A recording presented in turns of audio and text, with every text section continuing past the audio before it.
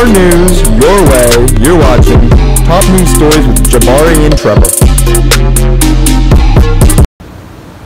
On this episode of Top News Stories with Jabari and Trevor, we're going to be talking about the effects that pop culture has on our society. According to Oxford Dictionaries, pop culture is the contemporary lifestyle and the symbols that are well known and generally accepted in a population. We went around Pennsylvania and asked people if their values and beliefs are being shaped by pop culture today. All right, we're going to take it to you, Tyler. So based off today's society, how do you think pop culture has changed it? I think today's pop culture isn't giving younger people good role models to look up to, because you have people who are just famous for doing nothing, like the Kardashians, people who whose art lacks substance. I mean, I just think that we need better role models, people who are actually achieving things in the world, doing good, so that kids have a better example. So I'm here with Mr. Reese, a gym teacher at our school. My question to you is, how do you feel about pop culture and how it influences this current generation? I think the current generation is highly influenced by popular culture, and it has a lot to do with technology, social media, and how quickly information can be received, and how that information, true or not, is perceived by people almost instantaneously, and I think it does impact our culture greatly. So my question to you is, how do you feel about pop culture and how it's influencing the upcoming generations through schools?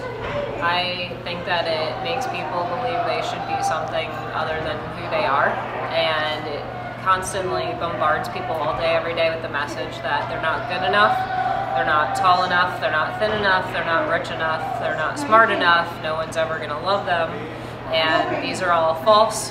You're all perfect just the way you are. So regarding today's pop culture, how are you going to guide your kids to a better road to success? I think it's something as a parent you kind of have to take each day, one day at a time, because every day pop culture and social media is changing. So I think it's kind of a struggle that parents face to kind of stay on their A game at all times and to try to guide their kids through and explain what it is to be a good citizen in social media. Thank you, Tyler. Now we will check in with our field reporter, Trevor. All right, so we have Senora Eisenhower here. My question to her is she worried about her kids with the impact of social media? I am concerned about the impact of social media in that I see social media distracting students currently, so I'm really concerned that if my own kids continue to use it on a regular basis, that they are going to have attention issues, and not necessarily ADD or something like that, but just not being able to focus 100% on their task, whatever that task may be, because there's a constant distraction of social media. So we're here with Mr. Mattis here, our choir director here, and my question to him is, how has he seen pop culture influence in the younger generation? Okay, so I think the more time goes on, the more liberal pop culture becomes, in the sense of what people are exposed to. There's a lot more sensuality in TV shows and movies and even sports than there are in the past. And I think that definitely has an impact on the general behavior of the upcoming generation. Along with that, the pop culture idea of social media and Snapchat and Instagram have definitely influenced the way that the younger generation socialize, because they don't really socialize too much face-to-face anymore. Now our social life is online, which then creates a little bit of a problem when people actually have to interact with each other.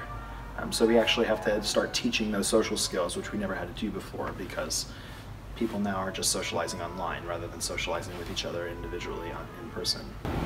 What are your views about taboos in pop culture? Taboos? What taboos? There are no taboos. Everything's open to anybody, anytime, anywhere, anyway, anyhow these days. It doesn't matter. There are no taboos. Everybody does whatever they feel like doing.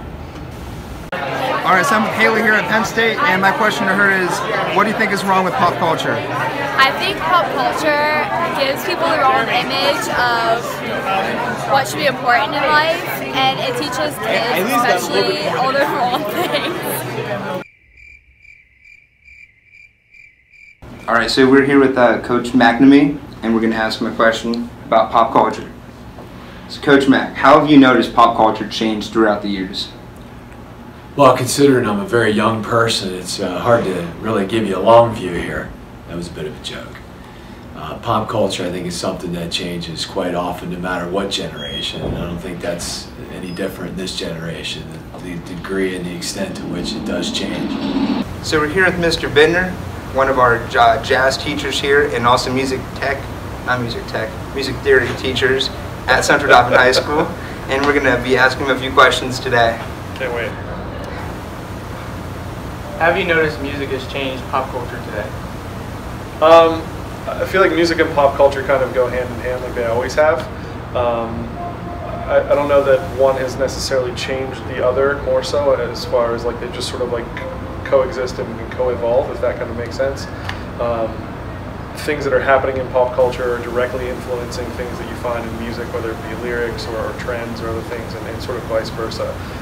You know, there's plenty of fashion things that have come out of music, and plenty of fashion things that have influenced music, and plenty of language things that have come out of music and pop culture, and sort of vice versa. It's sort of like you can't have one without the other, almost, in a way, how much they've worked together. This is like the best visual that I can come up with for that music and pop culture, they just really do kind of live hand in hand together.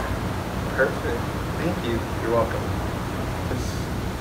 How do people conform based on Okay. So, they always try to hook up with the newest things. Even people who may not like, just say they don't like rap music, but then Jay-Z and Kendrick Lamar just dropped a giant new album that everyone's talking about, and then all of a sudden that person who strictly only liked country music is now into rap music, like Kendrick Lamar and Jay-Z.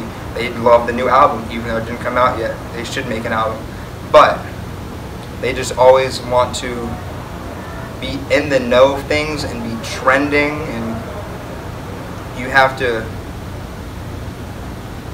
conform to the idea of pop culture and how it has a broader part in your life than you think it actually does. Now that was an example of why the journalist should never be interviewed.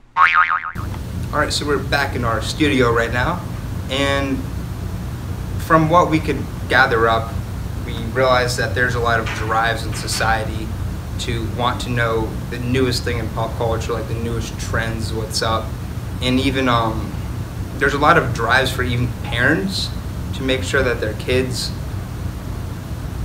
follow the rules and don't get too far out from other things. Like they want them to stay in lines, and they worry about them sometimes.